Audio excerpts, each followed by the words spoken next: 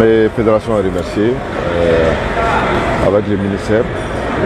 On lui a tourné la compétition.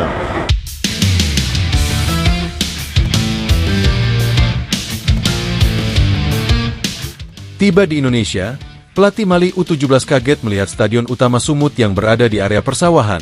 Awalnya skeptis akan dapat fasilitas buruk, tapi lihat bagaimana ekspresinya setelah sampai di stadion.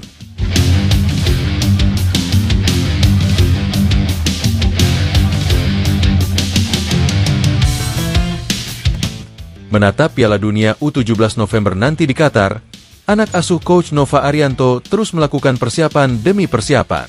Usai memastikan lolos ke Piala Dunia lewat jalur Piala Asia U17 kemarin, memang langkah Indonesia kali ini jauh lebih berat. Ya benar, Indonesia setidaknya sudah ikut di Piala Dunia U17 di 2 edisi terakhir, dan terakhir adalah tahun 2023 lalu, yang mana saat itu Indonesia ikut karena bertindak sebagai host atau tuan rumah. Namun kali ini, Timnas Indonesia U17 lolos dari babak kualifikasi, yaitu Piala Asia. Dalam aturan FIFA dan AFC kali ini, memang memberikan jatah lebih banyak kepada peserta Piala Dunia, yang mana ada 48 tim. Jadi kemarin di Piala Asia U17, Indonesia lolos usai berhasil lolos ke perempat final, dan tim yang masuk ke perempat final langsung otomatis lolos ke Piala Dunia U17. Di Piala Dunia U17 mendatang, Indonesia sendiri tergabung di grup H bersama Brazil, Honduras, dan Zambia. Jika melihat grup ini, tentu Indonesia sudah sulit duluan, karena harus ketemu dengan pasukan negeri Samba, yang mana kita tahu selalu jadi tim kuat. Namun tentu dengan persiapan matang, tidak ada yang tidak mungkin. Apalagi saat ini dukungan dari PSSI sangat besar ke Timnas Indonesia. Hal itu juga membuat PSSI melakukan rancangan persiapan matang seperti uji coba, untuk mempersiapkan pasukan Coach Nova Arianto. Ya, mulai tanggal 12 sampai 18 Agustus ini, rencananya akan dilangsungkan Piala Kemerdekaan U17 yang berlangsung di kota Medan, Sumatera Utara. Kali ini stadion yang digunakan adalah Stadion PON kemarin, yaitu Stadion Utama Sumatera Utara. Mungkin salah satu alasan penunjukan stadion ini sebagai venue adalah agar Timnas tidak hanya terpusat di Jawa saja, karena di provinsi lain juga banyak pendukung Timnas Indonesia. Alasan lain mungkin ya karena pengaruh Exco PSSI Arya Sinulinga yang memang berasal dari Sumatera Utara. Beberapa waktu lalu beliau bahkan sudah gencar melakukan persiapan dan promosi agar masyarakat Medan mau menonton langsung Timnas Indonesia di Stadion Utama Sumut.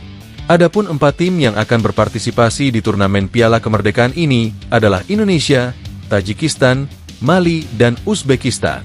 Menariknya, keempat tim ini adalah peserta Piala Dunia U17 bulan November mendatang di Qatar, dan hal ini memang sangat penting untuk menguji kesiapan mental dan juga lawan yang seimbang sebelum bermain di event sesungguhnya. Mali sendiri bahkan menjadi peringkat ketiga di Piala Dunia U17 lalu di Indonesia, usai mengalahkan Argentina saat itu di perebutan tempat ketiga, dan itu adalah pencapaian luar biasa. Sedangkan Indonesia di tahun 2023 walaupun berstatus sebagai tuan rumah, bahkan tidak bisa lolos dari fase grup. Saat ini, beberapa negara peserta yang akan bermain di Piala Kemerdekaan bahkan sudah mendarat di Indonesia, usai melakukan penerbangan. Salah satunya adalah Timnas U17 Mali, yang sudah mendarat kemarin. Mereka sempat transit terlebih dahulu di Jakarta, sebelum akhirnya melanjutkan perjalanan ke kota Medan, Sumatera Utara. Yang menarik adalah tentu soal tim luar yang biasanya akan kaget melihat stadion dan fasilitas yang ada di Indonesia. Yap, kali ini hal itu kembali terulang kepada pelatih Timnas U17 Mali, yang sangat terkejut awalnya melihat letak Stadion Utama Sumut.